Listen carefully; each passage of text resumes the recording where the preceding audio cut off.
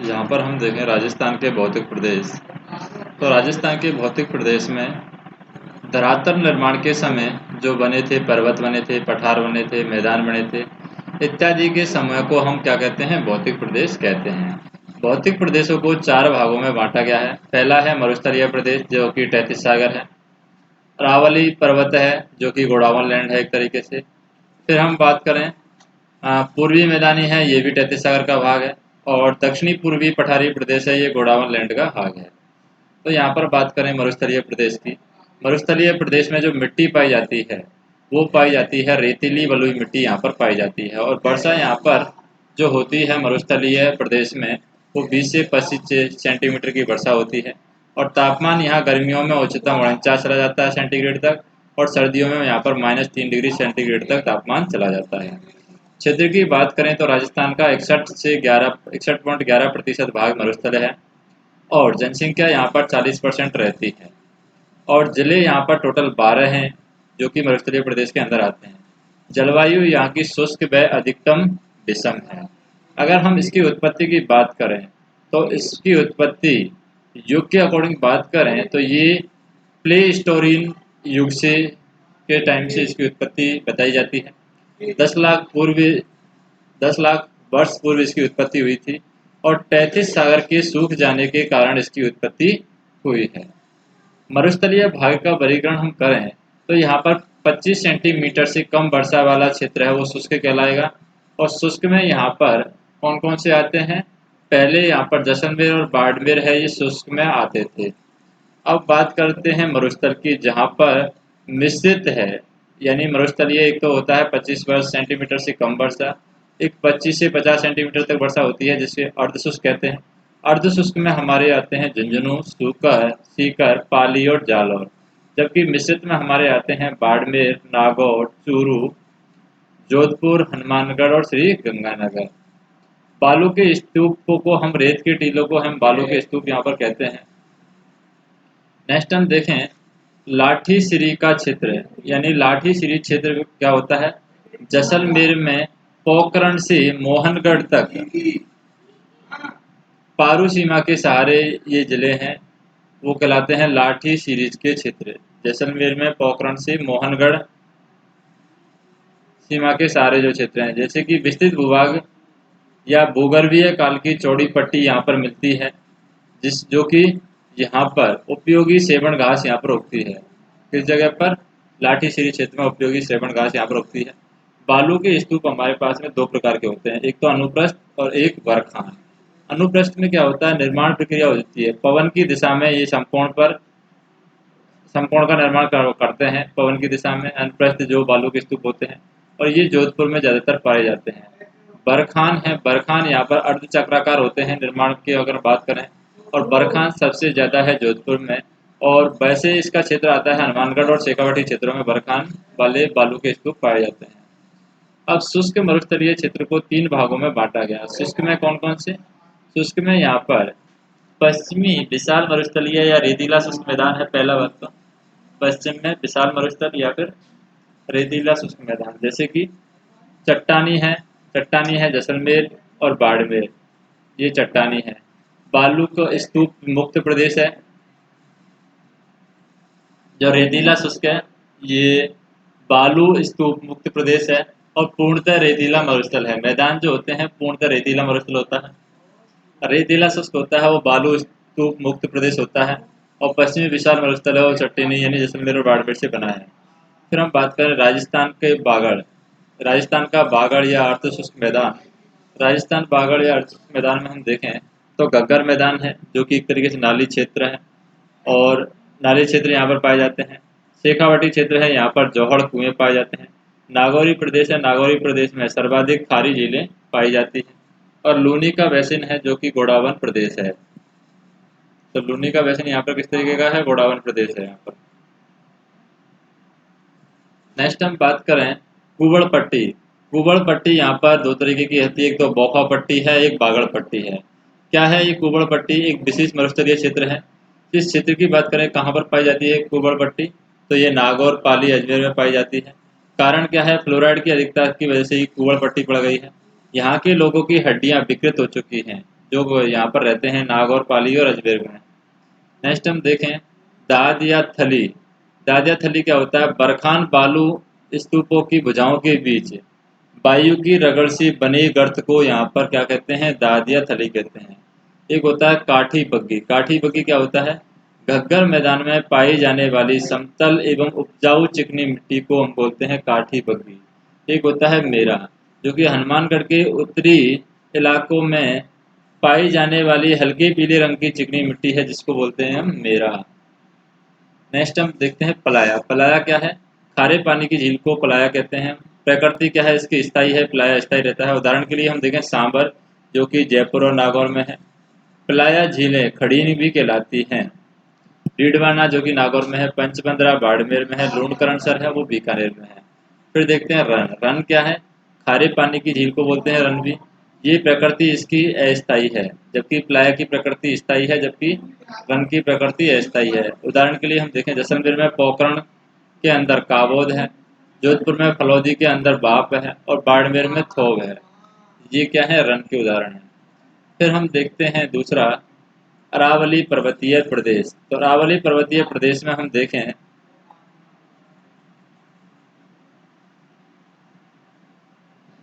अरावली पर्वतीय प्रदेश का प्रारंभ कहाँ से होता है? पालनपुर गुजरात से स्टार्ट होता है और समाप्त कहाँ होता है? दिल्ली के पास में इसका समापन होता है। रायसीमा की पहाड़ी तक राष्ट्रपति भवन तक ये स्थित है। लंबाई इसकी 692 किलोमीटर है। राजस्थान में 550 किलोमीटर यानी 80% राजस्थान में ही है अरावली पर्वतीय प्रदेश। उत्पत्ति युग हम देखें जिक्रेबियन धारवाड़ से यहाँ की उत्पत्ति मानी जाती है। समय यहाँ पर 60 से 55 करोड़ वर्ष पूर्व की बात है। क्षेत्र यहाँ पर 9% क्षेत्र को ये कवर करती है। विशेष में हम देखें यहाँ पर कि अरावली पर्वतमाला विश्व की सबसे प्राचीनतम पर्वतमालाओं में से एक है। विष्णु पुराण में परिपक्ष पर्वत इसको कहा गया है। अरावली पर्वतराज का मुख्य जल विभाजक है, यानी राजस्थान का प्रमुख जल विभाजक है वो अरावली। ये जल विभाजक का काम राजस्थान में करती है। फिर हम देखें जसवंतपुरा की पहाड़ियाँ, जो कि आबू क्षेत्र के पश्चिम से जालौर तक फैली हुई है और सर्वाधिक बीहड़ जो पाए जाते हैं वो धौलपुर में पाए जाते हैं। विश्व में प्राचीनतम पर्वतमाला की बात करें तो अरावली पर्वतमाला है, जो कि भारत में है। और स्कैंडियानेविया, जो कि नॉर्वे स्वीडन में है, ये पर्वतमाला एक अल्पेशियन पर्वतमाला है, जो कि अमेरिका के अंदर है। नवीनतम की बात करें, नवीनतम पर्वतमाला में हिमालय है, जो कि एशिया के अंदर है सबसे नवीनतम। अल्पास है, जो कि यूरोप के अंदर है। रॉकीज है, जो कि उत्तरी अमेरिका के अंदर है। नेक्स्ट हम बात करें स्थानीय नाम। स्थानीय नाम में आ जाता है आरवुद।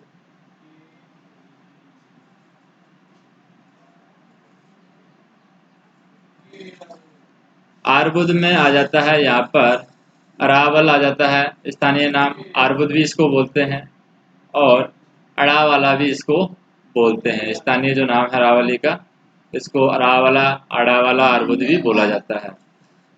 तो अरावली का मुख्य विस्तार हम देखें यहाँ पर माउंट आबू, जो कि सिरोही में है, अरावली पर्वतमाला के अंदर ही आता है। जरगा पर्वत है, जो कि उदयपुर में है। भौमर पर्वत है, जो कि उदय डूंगरपुर में है। खमनोर की पहाड़ी राजसमंद में है। मेसा पर्वत है, चित्तौड़गढ़ में है।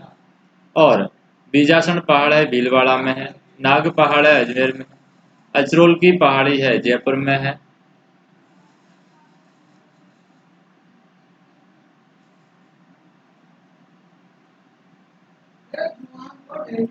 और बैराट की पहाड़ी है, जयपुर अजमेर में है। यहाँ पर सेवर की पहाड़ी जयपुर में है और हर्षनाथ की पहाड़ी है वो अलवर में है। नेक्स्ट हम बात करें, फर्स्ट नंबर पर गुरु शिखर आता है अरावली पर्वतमाला में। गुरु शिखर है 1722 मीटर ऊंची है। शेर है यहाँ पर, वो शेर है 1597 मीटर ऊंची है। और दिलवाड़ा है, दिलवाड़ा यहाँ पर 1442 मीटर है। जरगा 1431 मीटर है। अचलगढ़ है 1380 मीटर है। आबू की बात करें 1295 मीटर है और कुंभलगढ़ है यहाँ पर 1224 मीटर के आसपास है। नेक्स्ट हम देखें हर्ष की पहाड़ियाँ। सीकर और जीर्ण माता मंदिर का यहाँ पर निर्माण किया गया है हर्ष की पहाड़ियों में। सुंडा पर्वत है, जो कि भीनमान जालौर में है। और यहाँ पर हम बात करें सुंडा माता मंदिर, जो कि पहला रोपवे यहाँ पर बनाया गया है जालौर में सुंडा माता मंदिर के लिए।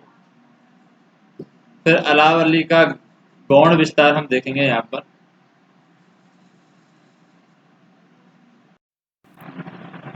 नेक्स्ट हम बात करें यहाँ पर जैसे कि तोरावाटी की पहाड़ी है। अरावली के गौण विस्तार में बात करें, तोरावाटी की पहाड़ी कहाँ पर है? झुंझुनू में।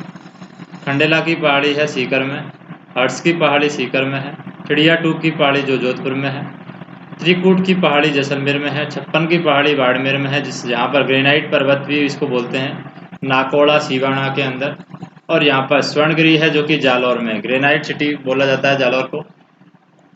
नेक्स्ट हम बात करें कि अरावली पर्वत की चोटियों की बात करें, तो अरावली पर्वत की चोटियाँ यहाँ पर सही क्या है? सही क्रम में है। जैसे गुरु शिखर है पहले क्रम में है 1722 मीटर, और कहाँ पर है? सिरोही में है। माउंट आबू यहाँ का सबसे ऊंचा पर्वत है। शेर है चोटी, शेर चोटी 1597 मीटर है, सिरोही में ही है। माउंट आबू यहाँ का सबसे ऊंचा पर्वत है। फिर दिलवाड़ा है, दिलवाड़ा 1442 मीटर, सिरोही के अंदर। माउंट आबू सबसे ऊंचा पर्वत है। जरगा है यहाँ पर 1431 मीटर, क्षेत्र यहाँ पर उदयपुर का है, और यहाँ पर भी जरगा पर्वत है। फिर अचलगढ़ है, अचलगढ़ 1380 मीटर है, सिरोही का वाला क्षेत्र आ जाता है। माउंट आबू वाला पर्वत हो गया है। रघुनाथगढ़ के अंदर बात करें, ऊंचाई की बात करें 1055 मीटर है, क्षेत्रीय हो जाएगा सिरोही वाला, सीकर वाला क्षेत्र हो जाएगा। और पर्वत की बात करें तो खंडेला पर्वत यहाँ पर स्टार्ट हो जाता है। खो की बात करें तो खो यहाँ पर 920 मीटर है। क्षेत्र की बात करें तो जयपुर है। और पर्वत की बात करें तो अचरोल की पहाड़ी यहाँ पर है। अरावली पर्वतमाला के नीचे सरकरा एवागमनियम मार्ग नाल यहाँ पर कहलाता है। अगर हम यहाँ पर बात करें ब्यावर की, इसे ब्यावर अजमेर में सुरा परवेरिया या श्योपुर भी कहते हैं हम इसको, इसके जो अन्य नाम है। राजसमंद को हम क्या कहते हैं? धामली, गौरम घाट, सोमेश्वर की पहाड़ी, देसरी की पहाड़ी, हाथी घोड़ा, झीलवाड़ा, हल्दी घाटी भी बोलते हैं। उदयपुर को हम फुलवारी की नाल, केवड़ा की नाल भी बोलते हैं। पाली को हम बर या पगलिया भी बोलते हैं। सिरोही को पीपली या अरेना भी बोला जाता है। और मेसा पठार है 620 मीटर ऊंचा है चित्तौड़गढ़ में। आबू पर्वत जो दूसरा सबसे ऊंचा पठार है 1200 मीटर से अधिक है। इसको फर्स्ट टॉड रॉल या फिर नन रॉक यही है यहाँ पर। पठार की बात करें तो उड़िया का पठार है जो कि जिला सिरोही में पाया गया है। उड़िया का पठार पर्वत यहाँ पर माउंट आबू में है। ये पठार, ये राजस्थान का सबसे ऊंचा पठार है उड़िया पठार 1360 मीटर। फिर गोगुंदा का पठार है, जिला उदयपुर में है, पर्वत जरगा पर्वत पर है। और यहाँ पर राजस्थान का सबसे बड़ा पठार है 6000 किलोमीटर। अन्य पठार की बात करें जैसे कि मेसा का पठार है जो कि चित्तौड़गढ़ में है 620 मीटर ऊंचा। लसाड़िया का पठार है जो कि सबसे ज़्यादा है उदयपुर में और कम है सबसे कम चित्तौड़गढ़ में।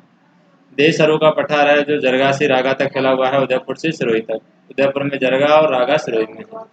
घोराट का पठार है, ज़्यादा यहाँ पर राजसमंद में है 1225 मीटर, और सबसे कम फैला हुआ है उदयपुर में। फिर हम बात करें जैसे कि अरावली की विशिष्ट प्रकृति का पर्वत है यहाँ पर, जैसे ऊंचाई है 930 मीटर, अधिकतम 1722 मीटर ऊंचाई है। अरावली का विस्तार है सर्वाधिक उदयपुर में है और सबसे कम अजमेर में है। बहराच या उदयमात है वो अलवर में है यहाँ पर। भाकर की बात करें, भाकर क्या होता है? ये लटकती गोलाकार चट्टानें होती हैं जिसको भाकर कहते हैं। पर्वत यहाँ पर माउंट आबू सिरोही में पाई जाती है भाकर। उदाहरण के लिए टॉड रॉक, पेरेंट रॉक और नन रॉक है यहाँ पर। नेक्स्ट हम देखें, अरावली पर्वतीय प्रदेश में औसत ऊंचाई 930 मीटर है। अरावली पर्वतीय माला राजस्थान में एक वर्षा विभाजक रेखा का कार्य करती है, यानी कि एक जल विभाजक रेखा का कार्य है अरावली पर्वतमाला करती है। अरावली पर्वतमाला का विस्तार है, शुरू कहाँ से होता है? पालनपुर, खेड़बाल से, गुजरात से शुरुआत होती है इसकी। खेतड़ी सिंघाना जो कि झुंझुनू तक ये इस फैलती है। और अंतिम ये जो इसका अंतिम पड़ाव है ये है रायसीना की पहाड़ी पर, दिल्ली में इसका अंतिम पड़ाव है। अरावली पर्वतमाला की चौड़ाई और ऊंचाई दक्षिण पश्चिम से अधिक है, जो धीरे धीरे उत्तर पूर्व की ओर कम होती चली जाती है। विश्व की सबसे प्राचीन पर्वतमाला के नाम से जानी जाती है। अरावली की ढालों पर मुख्यतः मक्का की खेती की जाती है। यहाँ पर अरावली के पूर्व में गिरने वाली पानी नदियों द्वारा बंगाल की खाड़ी में, और पश्चिम में गिरने वाला पानी है वो अरब सागर में ले जाया जाता है। समुद्र तल से अरावली पर्वतमाला की जो ऊंचाई है वो 930 मीटर मानी गई है। अरावली पर्वतमाला के भागों की बात करें तो जैसे कि उत्तरी पूर्वी पठारी प्रदेश है जो सांभर जयपुर से हरियाणा तक फैला हुआ है। इसमें गुरु शिखर, शेर, दिलवाड़ा, जरगा, अचलगढ़ और आबू आ जाते हैं। जो कि मध्यवर्ती अरावली श्रेणी आती है, एक मेवाड़ी का चट्टानी प्रदेश भाग आता है, एक आबू पर्वत खंड आता है। और 7वां खंड आता है यहाँ पर कुंभलगढ़ और सज्जनगढ़। कुंभलगढ़ 224 मीटर 1224 मीटर है और सज्जनगढ़ है 938 मीटर की ऊंचाई पर। नेक्स्ट हम बात करें अरावली पर्वतमाला का विस्तार की बात करें तो अरावली पर्वतमाला के विस्तार में क्या होता है, जैसे कि उत्तरी पूर्वी पठारी प्रदेश की बात करें अरावली पर्वतमाला में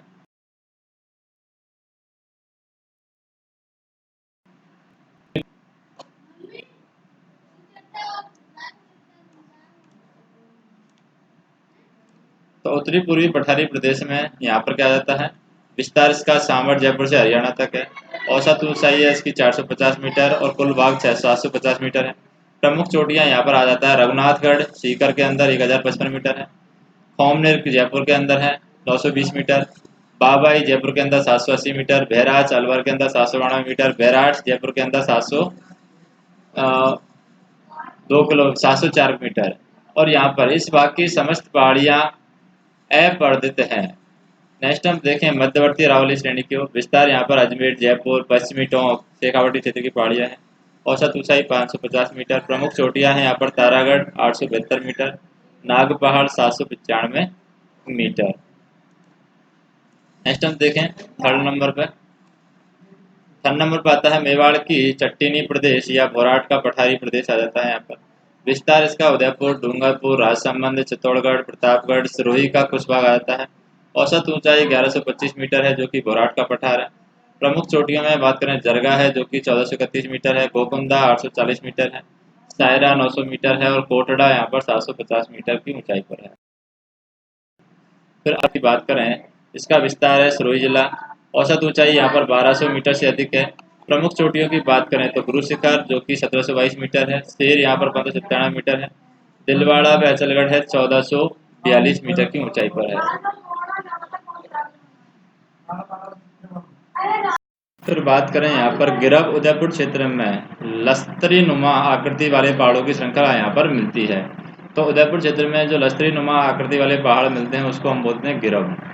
फिर बात करते हैं थर्ड नंबर पर पूर्वी मैदानी। पूर्वी मैदान में 10 जिले आते हैं। इसका क्षेत्र है वो आता है 23% के आसपास। जनसंख्या यहाँ पर 40% रहती है। जिले यहाँ पर 15 जिले आते हैं जैसे जयपुर भरतपुर।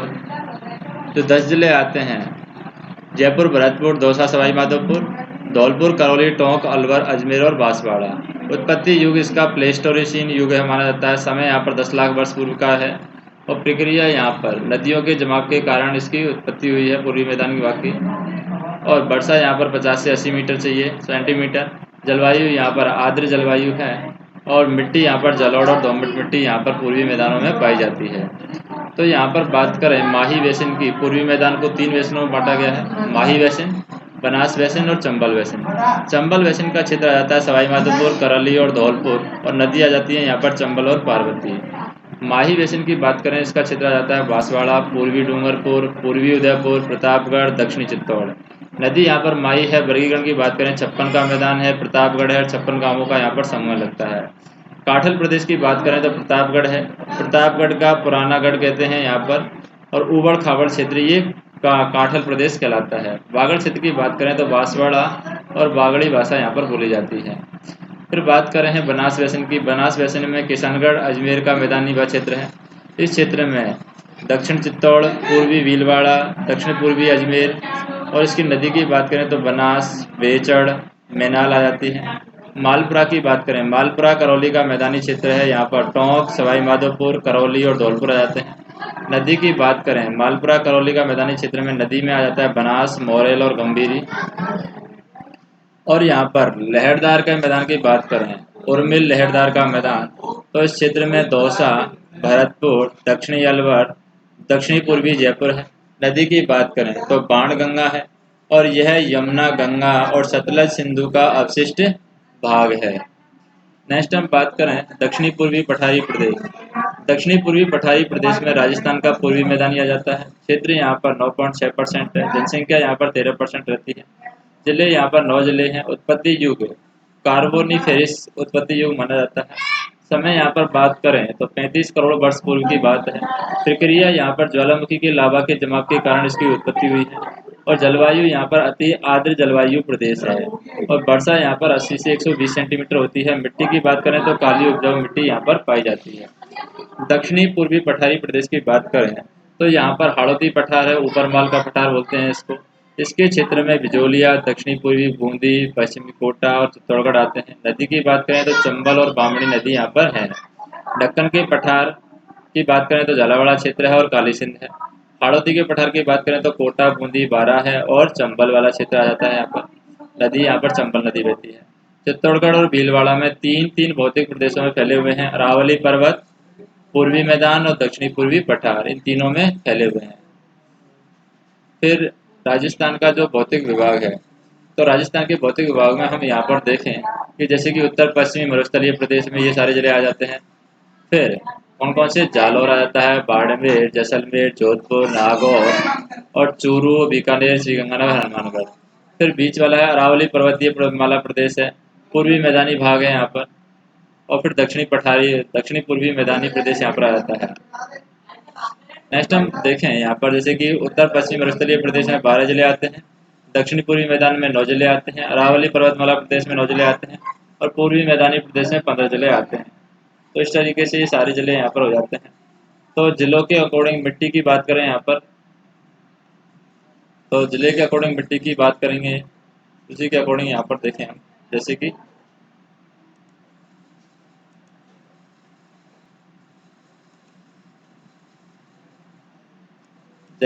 भौतिक प्रदेश की बात करें। भौतिक प्रदेश है उत्तरी पश्चिमी मरुस्थलीय प्रदेश। प्राचीन भूखंड किसका भाग है? टैथिस सागर का। कौन से युग की बात है? प्लेस्टोसीन युग की। समय कब? 10 लाख वर्ष पूर्व। कितने जिले आते हैं? 12 जिले। विभाग कितने हैं? 2। उपभाग कितने हैं? 7। और क्षेत्र की बात करें हम, क्षेत्रफल यहाँ पर, तो क्षेत्रफल यहाँ पर हो जाता है 61.8। जनसंख्या 40% रहती है। 20 से 50 सेंटीमीटर वर्षा चाहिए। जलवायु यहाँ पर शुष्क एवं अधिकतम विषम है। रेतीली बलुई मिट्टी पाई जाती है। फिर हम बात करेंगे यहाँ पर नेक्स्ट अरावली पर्वतमाला प्रदेश की। अरावली पर्वतमाला प्रदेश में क्या होता है? गोडावण लैंड है यहाँ पर। फ्रैंकलिन युग का माना जाता है। 60 से 55 करोड़ वर्ष पूर्व की बात है। 9 जिले आते हैं, 4 विभाग आते हैं। 9.1% इसका क्षेत्रफल है और 17% जनसंख्या, 10% जनसंख्या की इसका आसपास यहाँ पर निवास करती है। 50 से 90 सेंटीमीटर यहाँ पर वर्षा चाहिए। उपाद्र जलवायु है ये और काली, भूरी, लाल और कंकरीली मिट्टी यहाँ पर पाई जाती है। तीसरे नंबर पर बात करते हैं हम पूर्वी मैदानी भाग। पूर्वी मैदानी भाग में टैथिस सागर आता है, प्लेस्टोसीन आता है, 10 लाख वर्ष पहले की बात है। और यहाँ पर पूर्वी मैदानी भाग में क्या आ जाते हैं? 15 जिले आ जाते हैं, 3 विभाग आ जाते हैं। 15 जिले, 3 विभाग, 6 उपभाग। क्षेत्रफल की बात करें तो 23.3% यहाँ पर क्षेत्रफल है। जनसंख्या की बात करें तो 40% के आसपास जनसंख्या रहती है। वर्षा की बात करें तो 50 से 80 सेंटीमीटर वर्षा है। जलवायु की बात करें तो आर्द्र जलवायु है और मिट्टी की बात करें तो जलोढ़ व दोमट मिट्टी है। नेक्स्ट हम बात करें यहाँ पर जैसे कि दक्षिणी पूर्वी पठारी भाग की बात करें। दक्षिणी पूर्वी पठारी भाग में गोंडवाना लैंड है, कार्बोनिफेरम लैंड है। 35 करोड़ वर्ष पूर्व की बात है। यहाँ पर कितने जिले आते हैं? 9 जिले आते हैं और इसमें 2 विभाग हैं। उपभाग यहाँ पर 3 हैं और यहाँ पर जो जनसंख्या है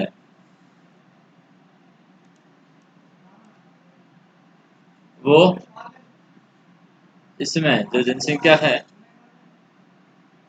वो 100% यहाँ पर जनसंख्या है, यानी कि ये जो क्षेत्र है यहाँ पर 9.3% क्षेत्र है और 13% जनसंख्या निवास करती है। 30 से 120 सेंटीमीटर यहाँ पर वर्षा चाहिए। अति आर्द्र जलवायु प्रदेश है। काली उपजाऊ मिट्टी और लाल व कछारी मिट्टी यहाँ पर पाई जाती है। नेक्स्ट हम देखेंगे राजस्थान में अपवाह्य तंत्र, वो हम नेक्स्ट वीडियो में देखेंगे।